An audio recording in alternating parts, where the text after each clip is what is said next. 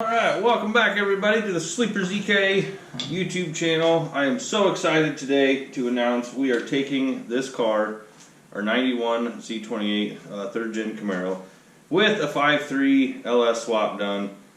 We are finally taking things to the next level. And what's that going to be? Right here, BorgWarner S400 Turbo. So real quick, before we get to the lowering kit on the car, which is the second portion of this video, I want to do a quick run through, show you kind of a really crude mock-up of how we're going to put this turbo in this car and how we're going to hide it in the front of this car. It's going to be awesome. So let me show you that quick and then we'll get to the action. So here's the ultimate plan. We're going to utilize this huge nose on this car. And I know a lot of guys like to stick the turbos up there, relocate the battery, place them up there. I've even seen a twin set over here. But what I want to do is tuck it right down inside here. We'll have to move our breather tank, which isn't any big deal. We'll have to do some modifying to this plastic. But we're going to retain most of the factory features of this car, including the bumper, the battery can stay. I won't have to mess with almost anything in here. There'll be a hot side pipe coming off the passenger side, routing forward up to a T6 flange, which will sit down inside here. We can then route our exhaust down and out the side that way. Our air filter intake will tuck down nicely in here, and then on the cold side we're going to run a pipe over to under the driver's side front corner, which will go to a 90-degree water to air intercooler that will be plumbed to a heat exchanger with an electric fan that will cool the water for the intercooler as well as our radiator. And there'll be one pipe coming up over here that will route to a blow-through hat on our Holley sniper. So when it's all said and done, we'll be able to put this panel back on here and it will be completely hidden, which will be the ultimate sleeper turbo kit. Alright, so I finished, I didn't have a hood latch anyways. I finished removing this bracket that was pinch welded on and bolted for some reason. So now I'm going to kind of mock up where that turbo is going to sit.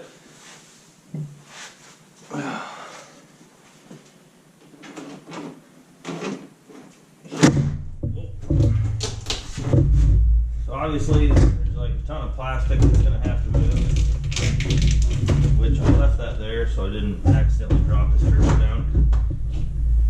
I got my trans cooler, I'm going to have to move it, which is okay.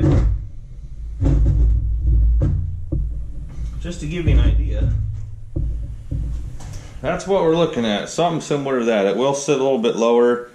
I may have to do some massaging to this radiator support and the core support for the bumper under here, but there's probably still a good 4 inches of clearance still between the turbo, like from the plastic and the radiator. And granted, I will have that heat exchanger in there as well, but once I kind of clear some room out underneath here, she's going to be perfect. As you can see, there's no reason why that won't work. So we'll have to do a little massaging of some of the components in here, but once this plastic's out of the way, there's going to be all kinds of room in there for this turbo, all the plumbing and everything, so it's going to be awesome. Anyways guys, that is the general, very quick mock-up of what we're going for with this turbo build. So be sure and subscribe and hit that bell so you get notified. There will be a ton more episodes coming on this turbo build. Like I said, I am super excited. We're going to do a blow through on the Holley sniper with a front mounted sleeper hidden turbo kit, and yeah, it's going to be awesome. So as I've talked about in one of my previous videos, one of the things that I disliked about this car was the stance. Now if you look real close, you can see, now granted it is a storage unit right now, there is some stuff in the back, but you can see the ride height in the back is pretty good. I like it. The ride height in the front, it looks like it's lifted. Don't like it. The car's like always got an upward rake to it. There's two reasons for this. A, it does have all new suspension components in it, so the springs haven't sagged at all. Everything's in really good shape. Another issue is we've taken a ton of weight out of the front of this car. 90% of the weight of all the deleted parts was in the front. So with stock style suspension, obviously, it's designed to hold more weight than it is, so therefore the front of the car is going to be elevated. So we can do a 2-inch lowering kit on the car, get the stance back, and also we're going to get our camber back. I've actually got this car camber adjustment all the way in on the front, and my tires are still cambered out. That's how out of whack this front suspension is. So I'm going to go ahead and get the car jacked up, and then I'm going to set it on the frame underneath so that we can hang the front suspension, drop the control arms, and get our coils out, and then we're going to chop them up. In worst case, they do make lowering springs, but the problem is those lowering springs are probably going to take me to what correct ride height should be, and I want to go a little bit further than that. So if all else fails, I'll have to buy the parts anyways. And also, if I'm going to spend money on front suspension, we're going to upgrade to coilovers anyways.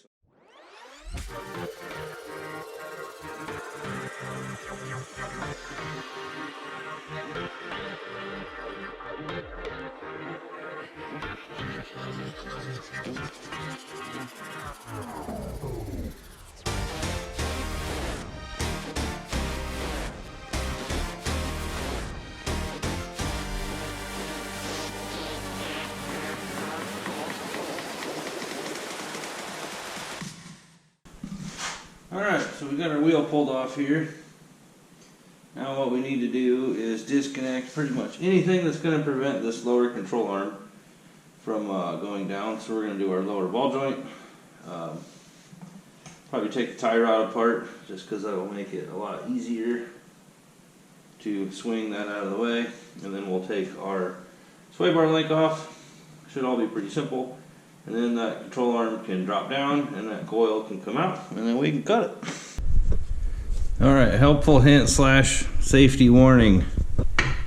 So you see, when you're doing your lower ball joint, all that spring pressure is pushing down on that lower control arm, and when you release that, see there's a tapered joint in there that's currently wedged, but put a jack underneath that lower control arm, and then as you can see, I take a little chain and I loop it through the coil, through the control arm, and back to itself. So that way, if this comes loose, it cannot projectile shoot out of there. That chain is kind of a safety catch. The other thing we're going to do is I didn't take the nut all the way off until I got my floor jack underneath to support that control arm. So now I'm safe to take this nut the rest of the way off. And then the best way to do this, if you are a returning visitor to the channel, you've heard of what I call shock therapy, where I'm going to take my hammer and I'm going to hit right there on the spindle until that wedge comes loose, and then the pressure of that spring will come down and rest on my floor jack, which I currently have the handle between my legs, and I'm not going to have it there just in case something crazy happens and that wants to flip up and ruin my day. So I'm going to go ahead and smack this and see if I can get her to come loose. Alright, I finally got it. I had to upgrade to a bigger hammer, which you don't even have to swing it that hard. It's all about getting vibration in there. But as you can see, I'm out of breath and it's loose. And now I'm going to lower that control arm, and our chain's still in there. So if anything comes flying, it flies apart, it should stay there. And also that sway arm, or sway bar, so you can see it's still kind of sketchy. Alright, we're good. Alright, so we're up at the workbench here, and as you can see, we got our coil out. This would be the top. It's a little more flat. I don't know that it really matters, but this was my bottom. That's the way it was set up. So I'm going to be cutting off the bottom because the control arm actually has a tapered mount that will accept the steeper angle that it's going to be getting that you put the end of this in. This is more flush, so it'll mate up nicer with my K-member that's in there. So a couple things I wanted to go over is this really can be tricky, and it's hard to say exactly what you need to do because spring rates can be different.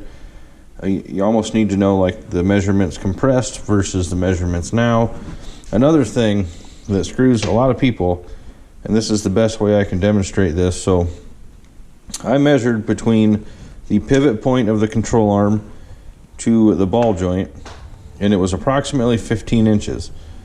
So when you're doing the math, trying to figure out how much to cut off the coil versus what you want, you almost have to divide that number in half, because, and I'll demonstrate why right now.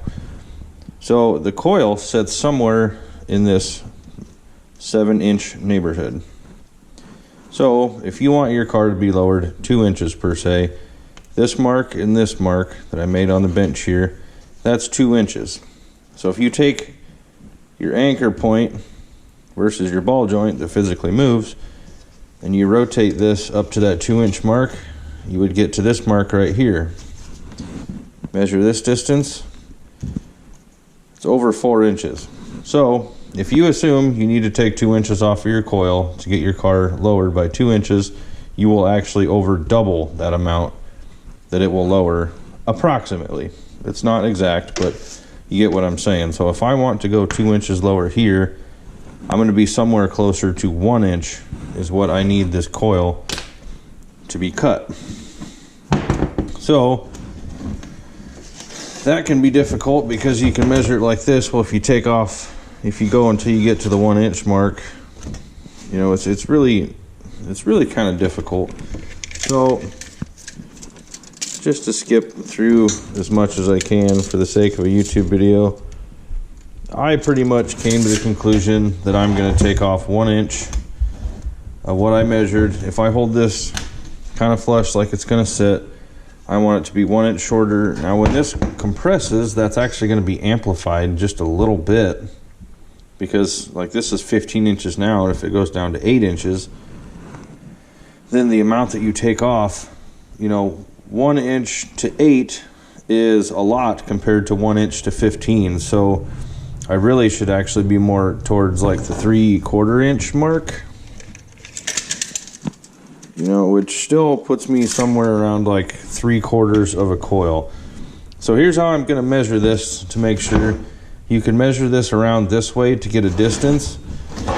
What I did was I held this on the bench, made a mark at the end of this coil, and I simply rolled it until I got to what I'm going to call 3/4 of an inch, and I got this mark right here. Measured this, and it's roughly 13 inches of coil that I'll be taking off. So now when I get the other side out, I should be able to do the same thing with it. Hold it on this mark, roll it as carefully as possible, and then once I get to my mark here, then I'll know where to cut, which is approximately 3/4 of an inch. So I got my angle grinder here. Don't use a torch. Try and use as little heat as possible. A cold saw, like a bandsaw, would actually be best, but this is the best I can do as an angle grinder. So I'm going to put my cutting wheel on there, go ahead and cut this one, then we're going to pull the other side and cut that one, then we're going to put it back together. Alright guys, so I got my springs ready to go back in. I did throw some paint on them and fresh cut edges, and then these rubber bushings that kind of go on top of they seat on top of the spring in between the upper perch and the coil. These things, I just take electrical tape and tape these on. You can't see them anyways once they're in, but being as I've got a nice powder coated K-member, I like to use these. Had I been thinking I'd have bought new ones, but they'll work. Got them taped on there so that way I don't have to worry about lining them things up, and if tape rots away, who cares? So we're going to go ahead and get these reinstalled. I'll show you how to do that, or how I do it anyways, and then we'll set it on the ground and see what it looks like. So we got 3/4 coil cut off each one of them, so we'll find out. You can see this cup down here is a little bit deeper right here where these two holes would be, and that's where your end of your coil is going to seat, because then it raises up to kind of contour for the natural twist in the coil. So the direction you put these in is actually based off the bottom on the arm. So what I do is I put the top up in first and get it set, and then I wedge the bottom in, and then I take a chain and wrap it around to hold it in place, and then use the jack to get everything back where it needs to be. Alright, well I skipped some steps. I just didn't show me putting it back together, but it's time to set it on the ground and see what she looks like. It's done. I'm hoping after I set it down I can still get my jack out. Holy smoke, ready or not.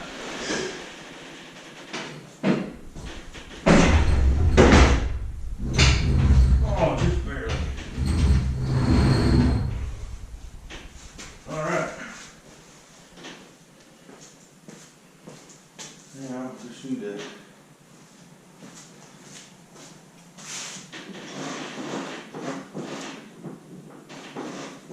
bounce it a little bit and see. Seems way lower from up here, I can tell you that.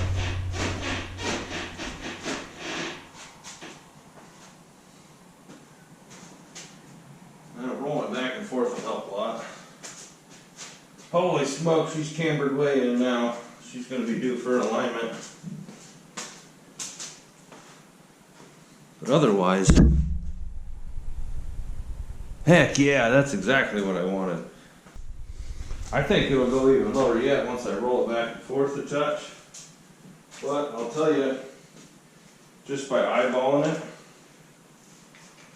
we can measure through here.